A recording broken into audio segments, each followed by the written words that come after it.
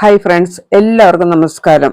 ഇന്ന് ഞാൻ നിങ്ങളായിട്ട് ഷെയർ ചെയ്യുന്നത് അഡീനിയം ചെടിയുടെ റിപ്പോർട്ടിങ്ങും അതിൻ്റെ പരിചരണവുമാണ്. ഈ വീഡിയോ എടുക്കുന്ന സമയത്ത് എൻ്റെ ചെടികളെല്ലാം ടെറസിൻ്റെ മുകളിലായിരുന്നു.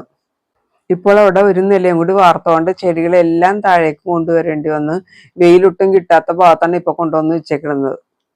പിന്നെ വീട് പണിയും എൻ്റെ രോഗവും എല്ലാം കൂടി കാരണം എനിക്കിപ്പോൾ ചെടികളൊന്നും ശ്രദ്ധിക്കാൻ പറ്റുന്നില്ല. അതുകൊണ്ട് പൂക്കളൊന്നും തന്നെ ഇപ്പം ഇല്ല. ഇനിയിപ്പോൾ മുകളിൽ കൊണ്ട് വെക്കണമെങ്കിൽ 3-ാം നിലയുടെ മുകളിൽ കൊണ്ട് വെക്കണം.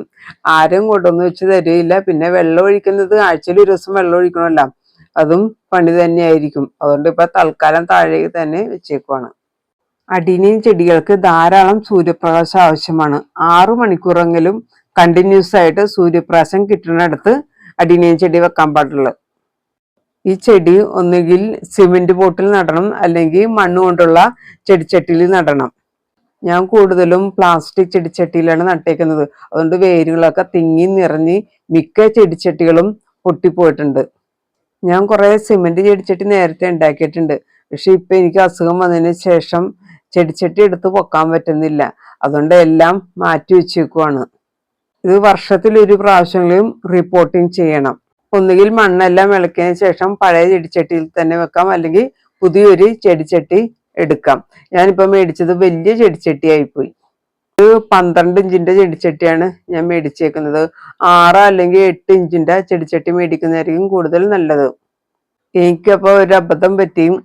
കുറെ വലിയ ചെടിച്ചട്ടി ആയതുകൊണ്ട് ഞാൻ കുറച്ച് കല്ലും കട്ടകളൊക്കെ അടിയിലിട്ട് അതിനുശേഷമാണ് ഞാൻ മണ്ണ് നിറച്ചത്. പിന്നെയും എനിക്ക് റിപ്പോർട്ട് ചെയ്യേണ്ടി വന്നു. എല്ലാം രണ്ടാമത് ഞാൻ റിപ്പോർട്ട് ചെയ്തു.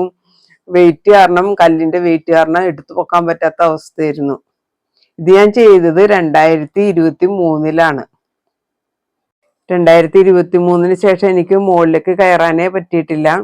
പിന്നെ ഞാൻ ഈ ചെടികളെല്ലാം കാണുന്നത് 2025-ലാണ്. പണിക്കാര് കയറൊക്കെ കെട്ടിയാണ് ഈ ചെടിച്ചട്ടിയോടുകൂടി തന്നെ താഴേക്ക് ഇറക്കിയത്. അപ്പൊ തന്നെ മിക്ക ചെടിച്ചട്ടികളും പൊട്ടിപ്പോയി.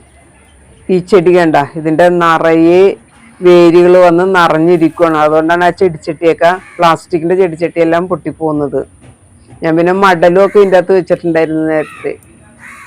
ചെടിച്ചട്ടിയിൽ മണ്ണ് നിറക്കാൻ നേരത്ത് പകുതി ഭാഗം നിറച്ചാൽ മതി. ഞാൻ എംസാൻഡും മണ്ണും കൂടി മിക്സ് ചെയ്താണ് ചേർത്തത്. ഇപ്പൊ തൽക്കാലം വെള്ളമൊന്നും ചേർക്കുന്നില്ല. അതിന്റെ വേരുകൾ മാത്രം അടിപ്പോയാൽ മതി. കോഡക്സ് പുറത്ത് കാണത്തക്ക വിധം ചെടി നടണം. ഈ ചെടിയുടെ തണ്ട് കണ്ട, ഇതിപ്പോ ചീഞ്ഞിരിക്കുകയാണ്. ഇത് പ്രൂൺ ചെയ്തതിന് ശേഷം സാഫ് പുരട്ടി കൊടുത്താൽ മതി.